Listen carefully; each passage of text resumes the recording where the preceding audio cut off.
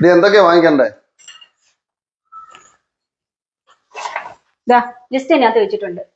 പിന്നെ നല്ല മീൻ കിട്ടുവാണെങ്കിൽ അതുകൂടെ മേടിച്ചേക്കണേ. അതൊക്കെ വാങ്ങിക്കാം. പൈസ എടുത്താ എന്തേലും എവിടുന്നാ? പിന്നെ എന്തെടുക്കാനാ? ഗൂഗിൾ പേ ചെയ്യും.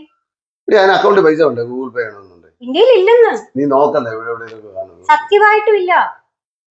ശരി, കഴിഞ്ഞ ആഴ്ച 12,000 രൂപ കൊടുക്കാനുണ്ട്. ഈ ആഴ്ച ഉണ്ടെങ്കിൽ ഞാൻ തരത്തില്ലയോ? പിന്നെ കടം പറയണം. നാണക്കേടാന്ന്. അമ്മേ, അമ്മ എന്ത് വടി? എന്തുവാ ഇത് കണ്ടോ? എന്തുവാ? 1-ാം തീയതി മുതലേ ഇനി ഡിജിറ്റൽ മണിയാ ഉള്ളെന്ന്. അതെന്തുവാ? എന്ന് വെച്ചാൽ ഇനി നോട്ടും പൈസ ഒന്നും എടുക്കത്തില്ലാന്ന്. അപ്പൊ കാശ് കയ്യിലുള്ളവരൊക്കെ എന്ത് ചെയ്യും? അതിപ്പോ ബാങ്കിൽ കൊണ്ട് മാറണം, ഇല്ലെങ്കിൽ എടുത്തു കളയണം. എന്റെ കണ്ടാല സ്വാമി, അതിന്റെ അമ്മയുടെ എവിടുന്ന പൈസ?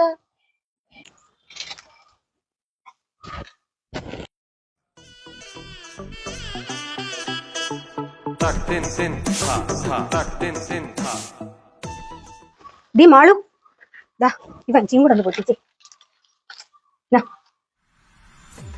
ഇത്രയും പൈസ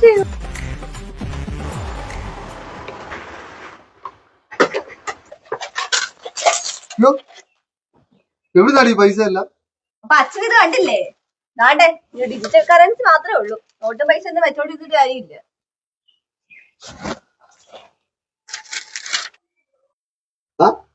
നീ ആ വാർത്ത മാത്രമേ കണ്ടുള്ളൂ. അതെ, ചൊവ്വയിൽ ഇന്നലെ ഭൂമിയും ചൊവ്വയും കൂടെ നടന്ന ഫുട്ബോൾ മത്സരം സമനിലയിൽ അവസാനിച്ചത്. സത്യം?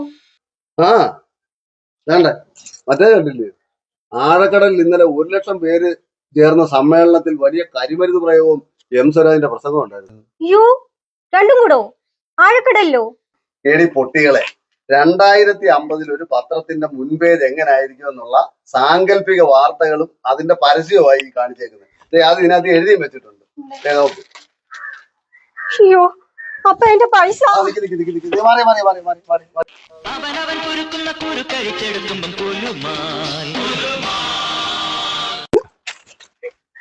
എന്റെ പൈസ.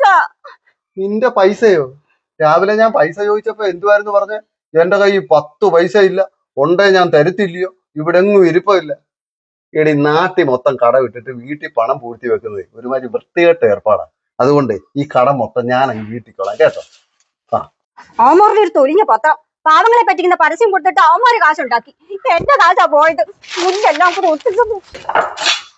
ഇതുകൊണ്ടാ ഞാൻ പറയുന്നേ, ഈ പുല്ലൊന്നും വായിക്കരുതെന്ന്.